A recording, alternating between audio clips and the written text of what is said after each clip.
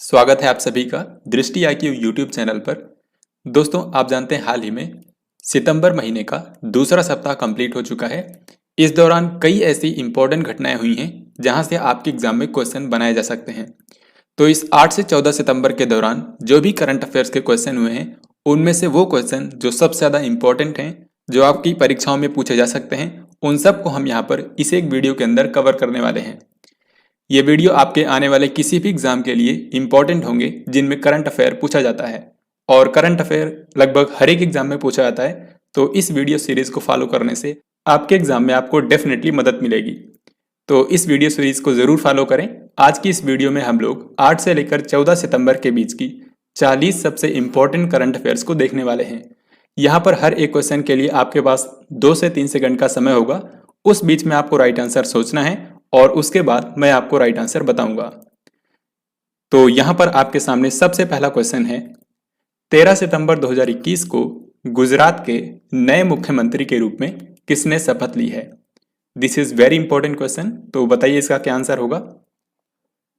तो हाल ही में गुजरात के नए मुख्यमंत्री के रूप में शपथ ली है भूपेंद्र पटेल ने।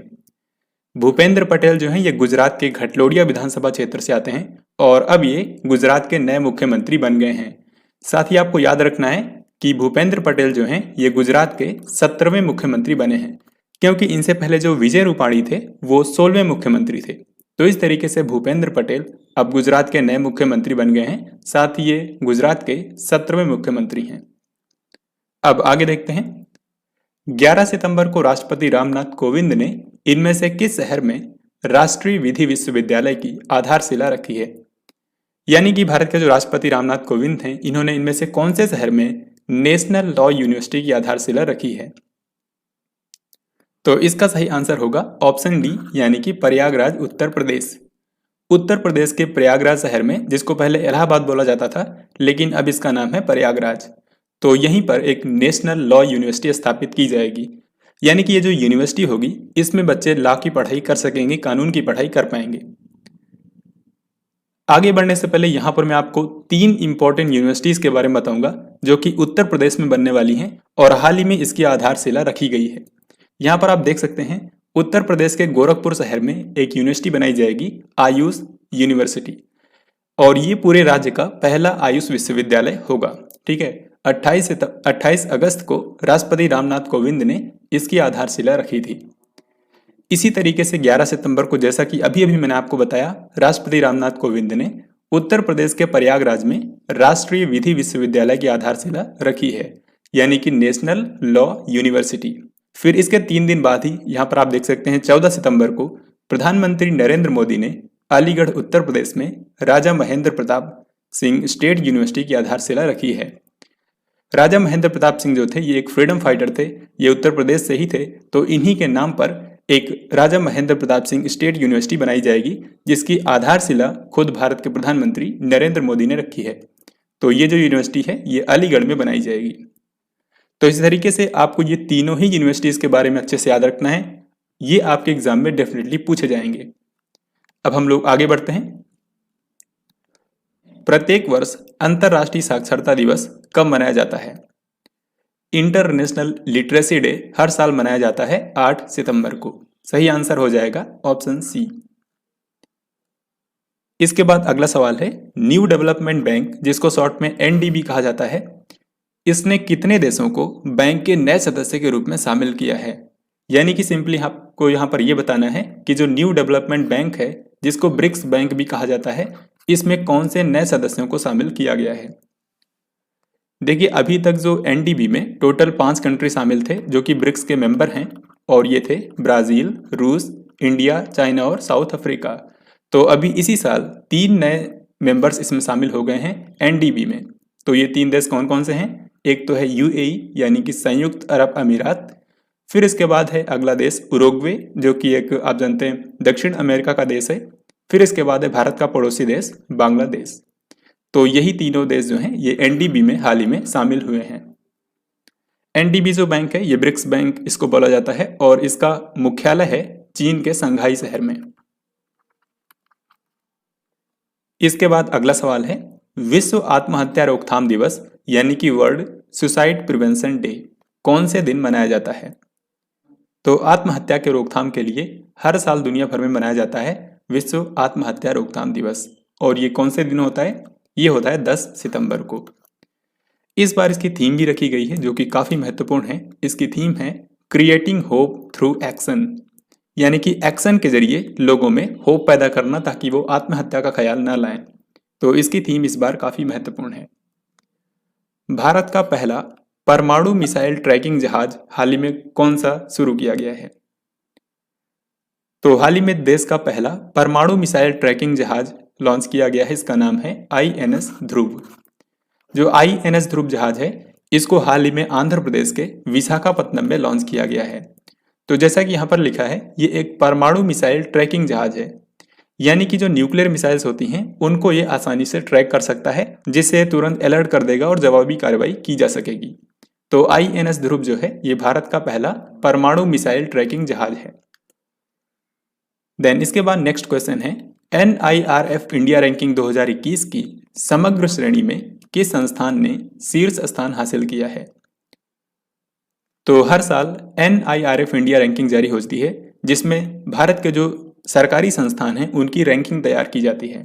तो 2021 के लिए इसको हाल ही में जारी किया है भारत के जो शिक्षा मंत्री हैं धर्मेंद्र प्रधान।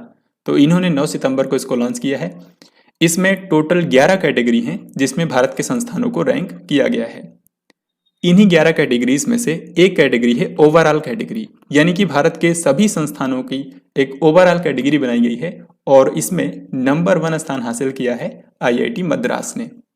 जो भारत का एक IIT संस्थान है चेन्नई में, IIT मद्रास, इसने भारत के समग्र श्रेणी में नंबर 1 स्थान हासिल किया है।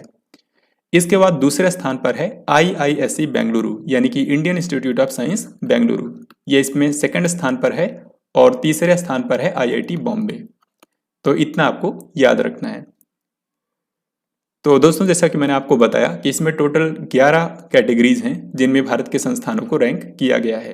इन 11 कैटेगरीज में से एक ऐसी कैटेगरी है जिसको इसी साल शामिल किया गया है, इससे पहले ये कैटेगरी नहीं थी, और ये है रिसर्च यानी कि अनुसंधान की कैटेगरी।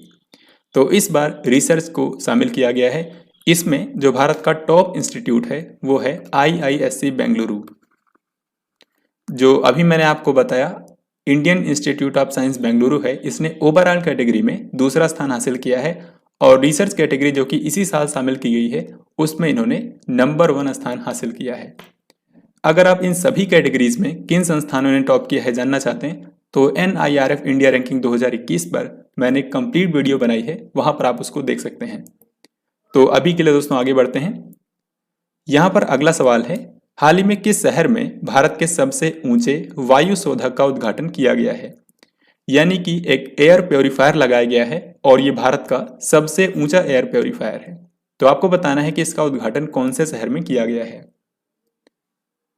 तो आई होप कि आपने इसका राइट आंसर कर दिया होगा। इसका आंसर है चंडीगढ़।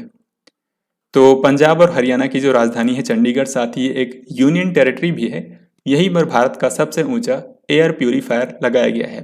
क्योंकि ये भारत का सबसे ऊंचा एयर प्योरीफायर है तो आपको इसकी हाइट भी पता होनी चाहिए। इसकी हाइट है 24 मीटर।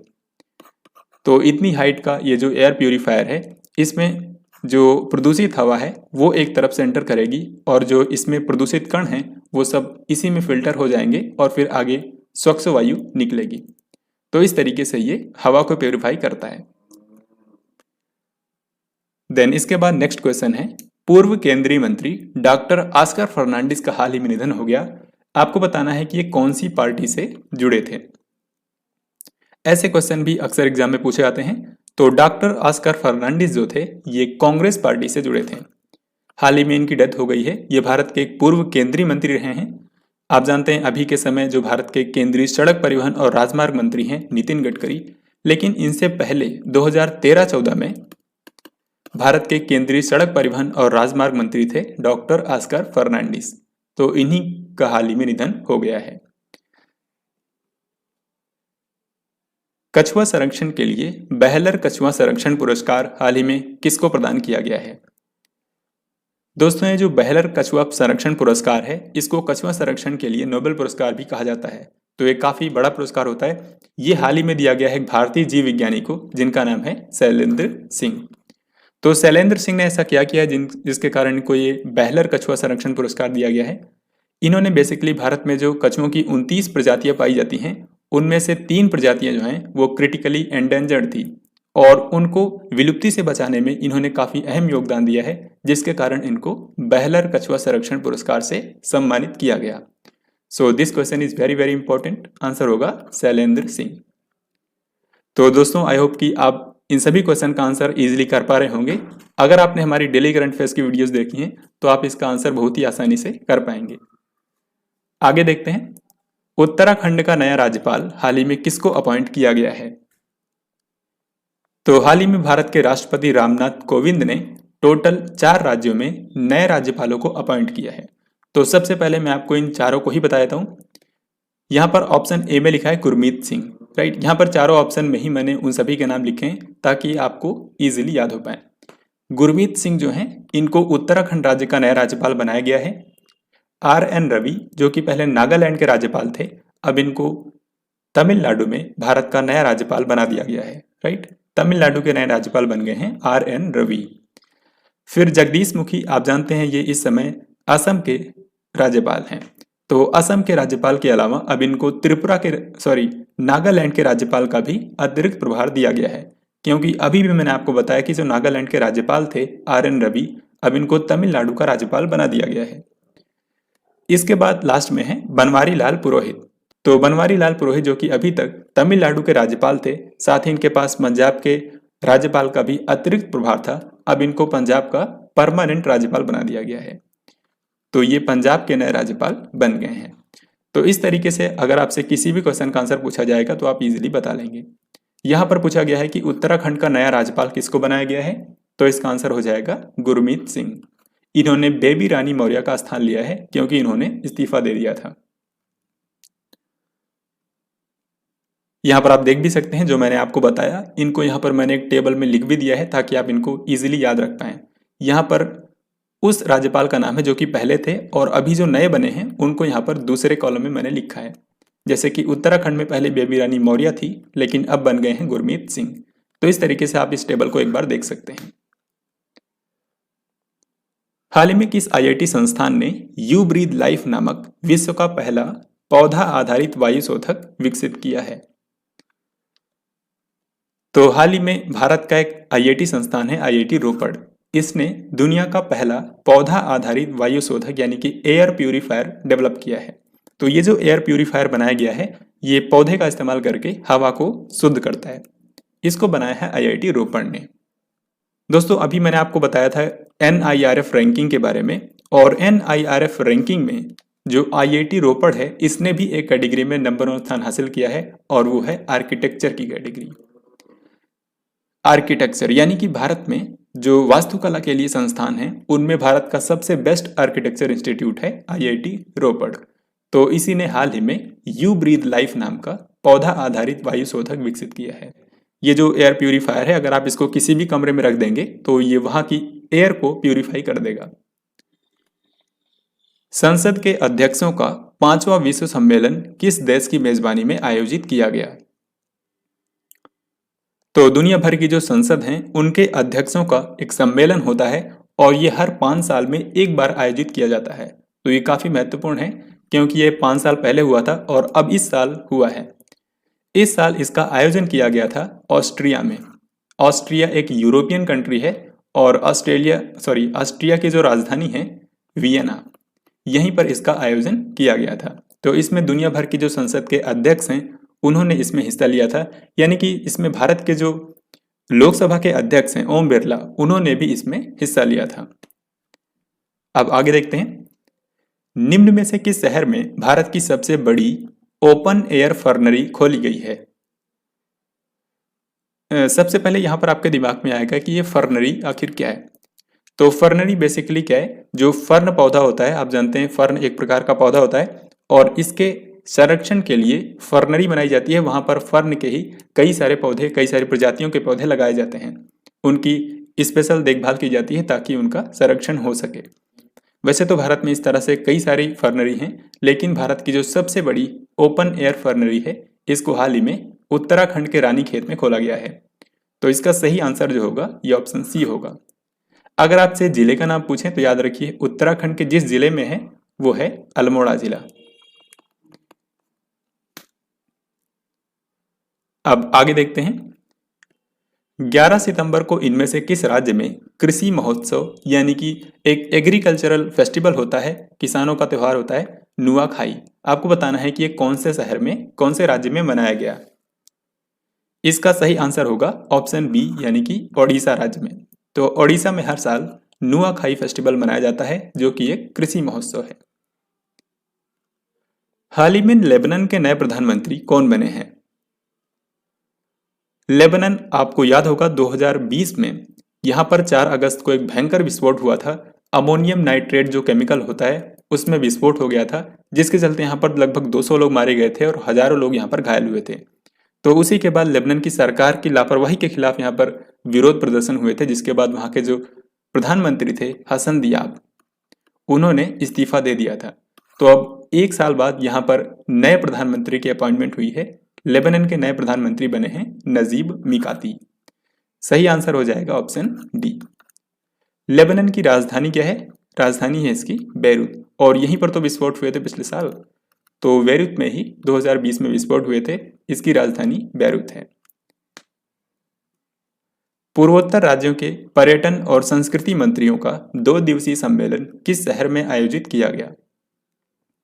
तो भारत के जो 8 पूर्वोत्तर राज्य हैं, हाल ही में इनके पर्यटन मंत्रियों और संस्कृति मंत्रियों का सम्मेलन आयोजित किया गया था, और ये हुआ था असम के सबसे बड़े शहर गुवाहाटी में।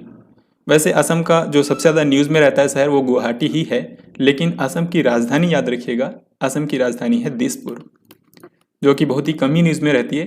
तो ये जो पूर्वोत्तर राज्यों के पर्यटन और संस्कृति मंत्रियों का सम्मेलन हुआ था, ये बेसिकली भारत का जो पूर्वोत्तर क्षेत्र है वहाँ पर पर्यटन के विकास के लिए आयोजित किया गया था। इसमें भारत के जो पर्यटन और संस्कृति मंत्री हैं जी किशन रेड्डी, उन्होंने भी हिस्सा लिया था। नेक्स्ट क्वेश्चन है, महाराष्ट्र की सरकार ने इनमें से किस शहर में राजीव गांधी के नाम पर साइंस सिटी की स्थापना करेगी? इसका सही आंसर हो जाएगा दोस्तों ऑप्शन ए यानी कि पुणे। तो महाराष्ट्र के पुणे शहर में एक साइंस सिटी की स्थापना की जाएगी, और ये भारत के पूर्व प्रधानमंत्री राजीव गांधी के नाम पर होगी। हाल ही में राजीव गांधी के नाम पर आपको पता होगा कई सारी चीजों का नाम बदला गया है, तो वो मैं आपको यहाँ पर बता देता हूँ क्योंकि ये क्वेश्चन आपके एग्जाम में पूछे जा सकते हैं। जैसे कि सबसे पहला और सबसे इंपॉर्टेंट बात यह है कि जो भारत का सबसे बड़ा खेल पुरस्कार है राजीव गांधी खेल पुरस्कार, राजीव गांधी खेल रत्न पुरस्कार, ठीक है, अब इसका नाम बदल करके भारत के जो महान हॉकी खिलाड़ी रहे हैं, हॉकी के जादूगर कहे जाते हैं मेजर ध्यानचंद, तो मेजर ध्यानचंद खेल रत्न पुरस्कार अब इसका नाम कर दिया गया है। इसके अलावा महाराष्ट्र की सरकार ने ही एक और अनाउंसमेंट की है कि महाराष्ट्र में यहाँ पर आईटी क्षेत्र में जो भी लोग बेहतरीन योगदान देंगे उनको महाराष्ट्र की सरकार राजीव गांधी के नाम पर आईटी क्षेत्र के लिए पुरस्कार प्रदान करेगी। तो आईटी क्षेत्र में एक पुरस्कार की स्थापना की है राजीव गांधी के नाम पर महाराष्ट्र की सरकार ने। फिर इसके बाद तीसरी इंपॉर्टेंट चीज ये है जो अभी मैंने आपको बताया कि राजीव गांधी के नाम पर महाराष्ट्र की सरकार एक साइंस सिटी की स्थापना करेगी पुणे शहर में। और इसके अलावा चौथा है कि असम की कैबिनेट ने यह डिसीजन लिया है कि असम में जो राजीव गांधी ओरांग नेशनल पार्क है, ओरांग नेशनल पार्क है, अब इसका नाम सिर्फ ओरांग नेशनल पार्क किया जाएगा, यानी कि इसमें से पूर्व प्रधानमंत्री राजीव गांधी का नाम हटाया जाएगा। तो राजीव गांधी के नाम पर ये सारी चीजें जो हुई हैं ये आपको याद रखना है, आपके एग्जाम में ये पूछे जा सकते हैं।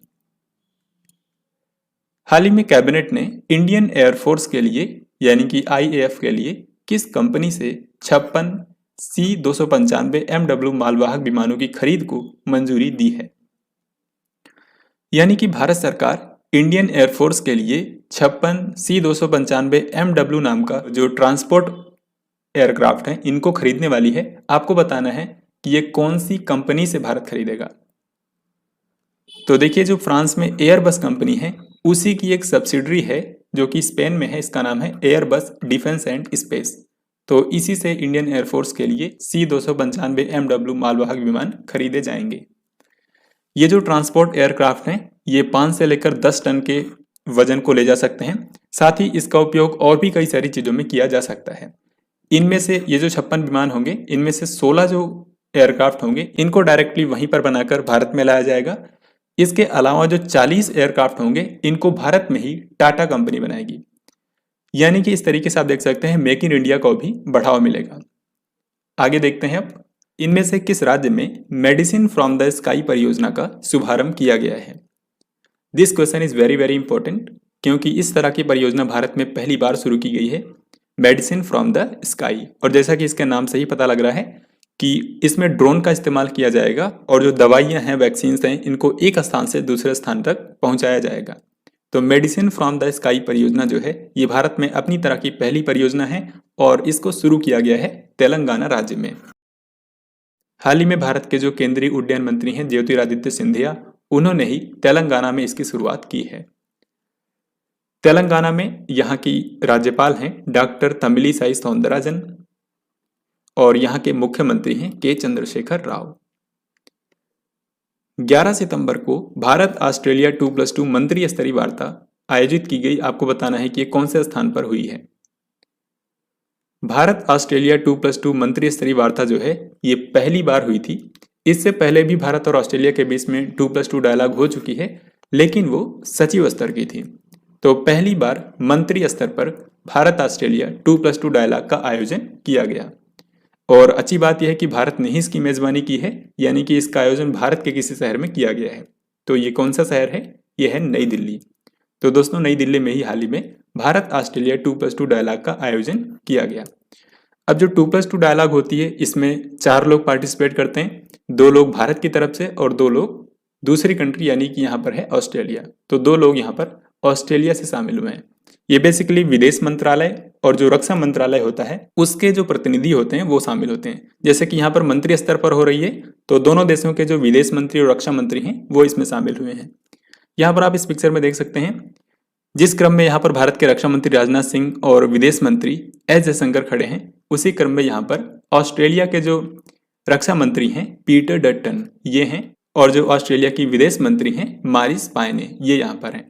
तो इन्होंने भारत में विजिट किया था और नई दिल्ली में इन चारों लीडर्स ने इस बैठक में हिस्सा लिया।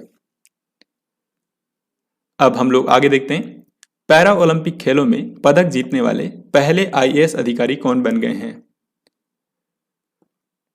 तो इसका सही आंसर होगा ऑप्शन डी यानी कि सुहास यथिराज। और आई होप कि आप सभी ने इसका राइट आंसर किया होगा।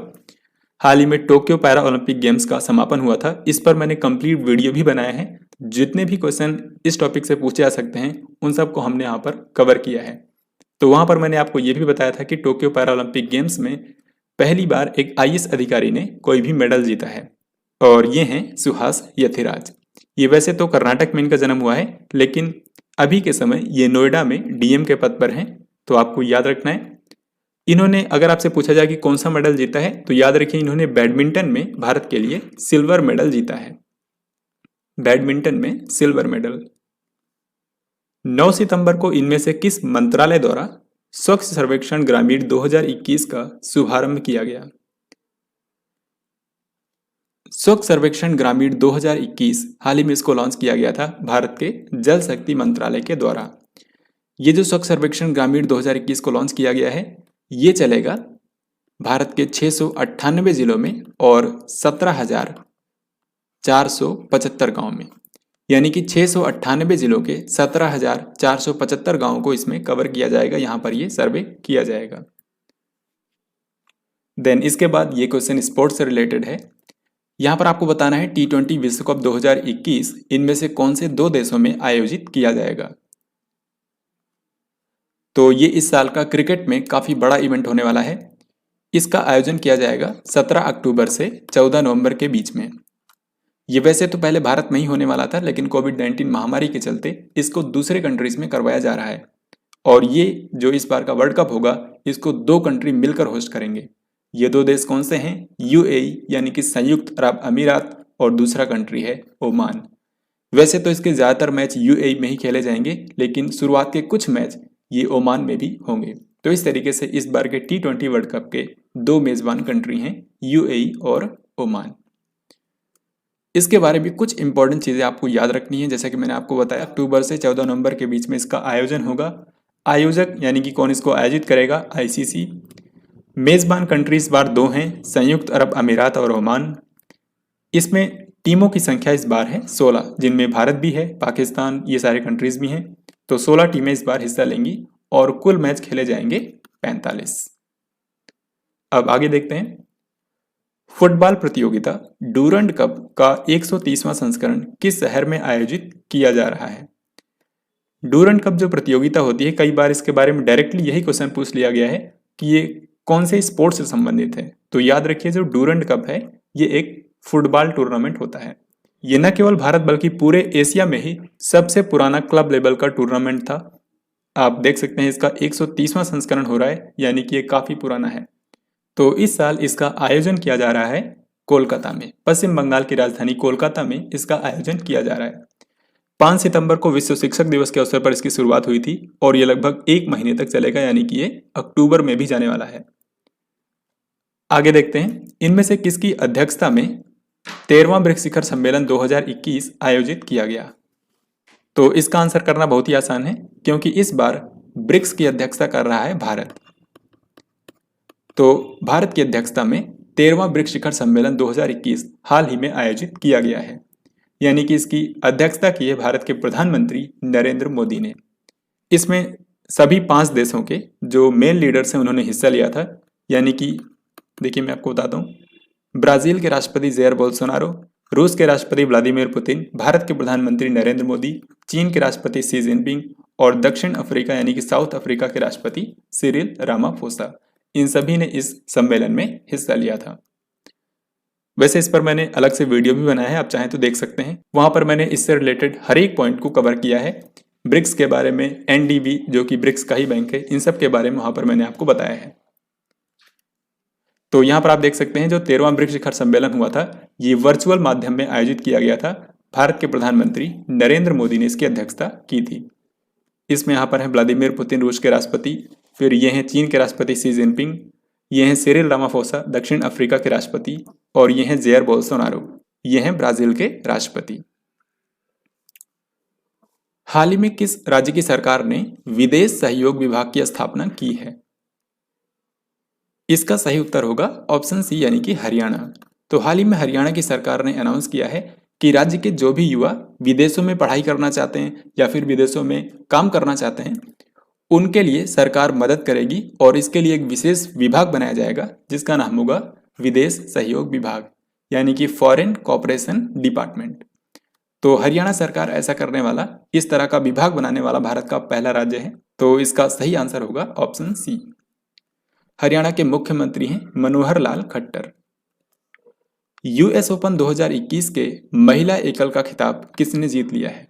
वेरी वेरी इंपॉर्टेंट क्वेश्चन, क्योंकि ये साल का आखिरी ग्रैंड स्लैम टूर्नामेंट होता है, हाल ही में संपन्न हो चुका है। तो आपको बताना है यूएस ओपन 2021 के महिला एकल यानी कि वुमेन्स सिंगल्स का खिताब किसने जीत लिया है? तो इसका सही आंसर हो जाएगा ऑप्शन बी, यानी कि एम्मा रादुकानु। एम्मा रादुकानु जो हैं ये ब्रिटेन की एक टेनिस खिलाड़ी हैं।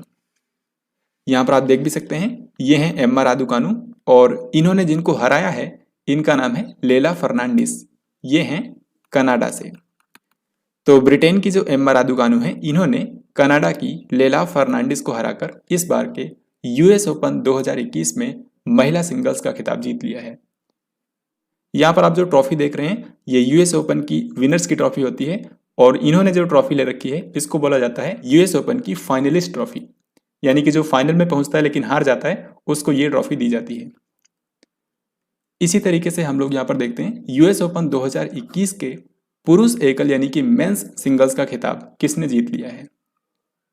इसका सही आंसर हो जाएगा ऑप्शन सी, यानी कि डेनियल मेडवेडेव। यहाँ पर नोवाक जोकोविच इसका आंसर नहीं होगा। हालांकि इस साल के जो बाकी के तीनों टूर्नामेंट हुए थे ग्रैंड स्लैम टूर्नामेंट, उसको नोवाक जोकोविच ने ही जीता था, लेकिन इस बार का जो आखिरी ग्रैंड स्लैम था यूएस ओपन, उसके फाइनल में तो ये पहुंचे थे, लेकिन फाइनल में ये डेनियल मेडवेडेव से हार गए। तो डेनियल मेडवेडेव ने, जो कि रूस के खिलाड़ी हैं, यूएस ओपन 2021 के पुरुष एकल का खिताब जीत लिया है। यहाँ पर आप देख भी सकते हैं विनर्स की ट्रॉफी मिली है डेनियल मेडवेडेव को, जो कि रूस के हैं, और फाइनलिस्ट ट्रॉफी मिली है नोवाक जोकोविच को, जो कि हैं सर्बिया के खिलाड़ी।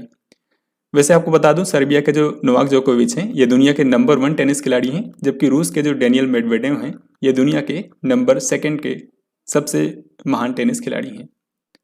आगे बढ़ने से पहले यहाँ पर मैं आपको बता दूं कि इस साल के जो चारों ग्रैंड स्लैम टेनिस टूर्नामेंट हुए थे, इस पर मैंने एक अलग से वीडियो बना दिया है, जहां पर आप देख सकते हैं जितने भी इंपॉर्टेंट क्वेश्चन इस पर पूछे आ सकते हैं उनको मैंने वहां पर कवर किया है। साथ ही इनको याद करने के लिए बहुत ही आसान तरीका बताया है, तो आप उस वीडियो को जरूर देखें।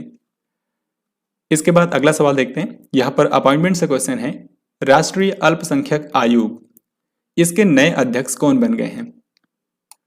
तो भारत में अल्पसंख्यक समुदाय के विकास के लिए जो राष्ट्रीय अल्पसंख्यक आयोग है, इसके नए अध्यक्ष हाल ही में अपॉइंट किए गए हैं इकबाल सिंह लालपुरा।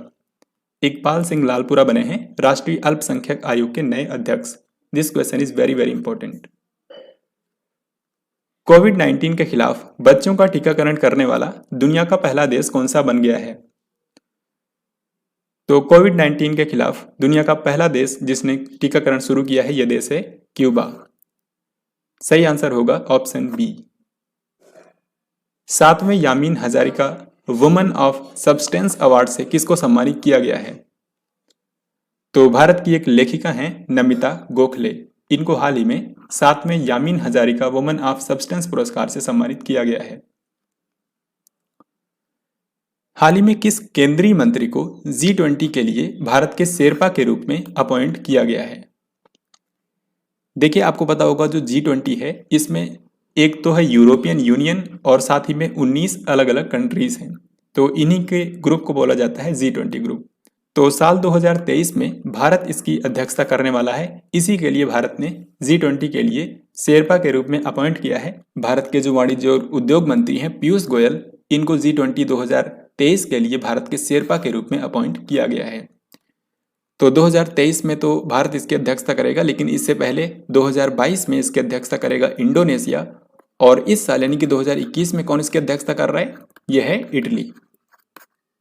चलिए अब आगे बढ़ते हैं। भारत में प्रत्येक वर्ष हिंदी दिवस कौन से दिन मनाया जाता है? देखिए, हिंदी को राजभाषा का दर्जा मिला था 14 सितंबर 1949 को, और इसीलिए हर साल 14 सितंबर को भारत में हिंदी दिवस मनाया जाता है।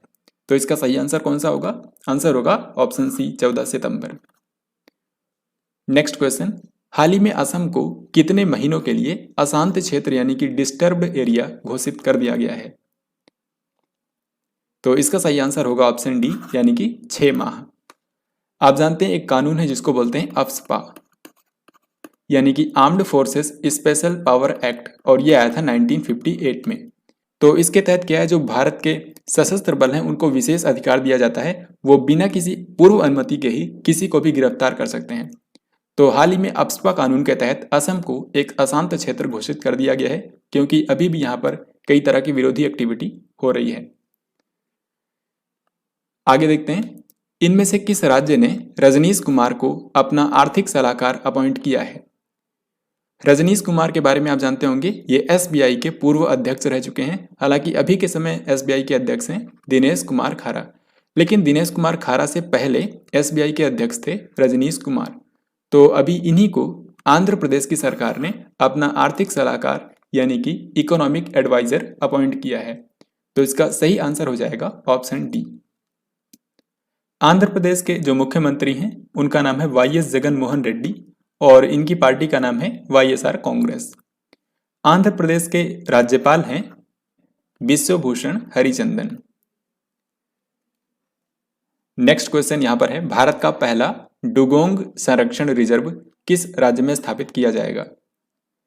डुगोंग, ये जो आप यहां पर देख रहे हैं, ये एक समुद्री जीव होता है, और इसी के संरक्षण के लिए भारत का पहला डुगोंग संरक्षण रिजर्व बनाया जाएगा, और ये बनेगा तमिलनाडु में। ये तमिलनाडु में ही क्यों बनाया जाएगा? क्योंकि तमिलनाडु में ही सबसे ज्यादा डुगोंग पाए जाते हैं। जो तमिलनाडु और श्रीलंका के बीच में पाक खाड़ी है, यहाँ पर काफी ज्यादा पाए जाते हैं, इसीलिए यहीं पर डुगोंग संरक्षण रिजर्व बनाया जाएगा। बाकी अब मैंने आपको बताया कि तमिलनाडु के अभी अभी नए राज्यपाल बने हैं RN रवि, तो इनका नाम भी याद रखिए। वर्ष 2021 के लिए रमन मैग्सेसे पुरस्कार से किसको सम्मानित किया गया है? यहाँ पर यह पूछा जा रहा है कि कितने व्यक्तियों या फिर संस्थानों को यह पुरस्कार दिया गया है 2021 के लिए। तो रमन मैग्सेसे पुरस्कार, जिसको एशिया का नोबेल पुरस्कार भी कहा जाता है, इसको फिलीपींस की सरकार देती है। तो इस बार ये दिया गया है 5 व्यक्तियों या फिर संस्थानों को। सो इसका सही आंसर होगा ऑप्शन सी। यहां पर आप देख सकते हैं इस बार 4 व्यक्तियों और 1 संस्थान को यह पुरस्कार दिया गया है, रमन मैग्सेसे पुरस्कार।